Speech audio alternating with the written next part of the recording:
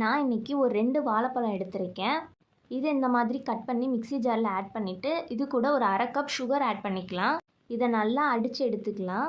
அது கூடவே இப்போ ஒரு 1/2 கப் கார்ன்ஃப்ளவர் மாவும் கொஞ்சமாக தண்ணி ஊற்றி நல்லா அடித்து எடுத்துக்கலாம்.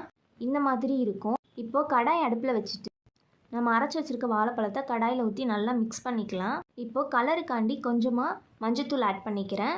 அதையும் போட்டு நல்லா மிக்ஸ் பண்ணிக்கிட்டே இருக்கலாம். இந்த மாதிரி கெட்டியாகிற மாதிரி நல்லா மிக்ஸ் பண்ணிவிட்டு அப்பப்போ நெய் விட்டுக்கலாம். நல்லா இந்த மாதிரி கெட்டியானதுக்கப்புறம் அடுப்பு ஆஃப் பண்ணிக்கலாம். அல்வா பதத்துக்கு இருக்கும்.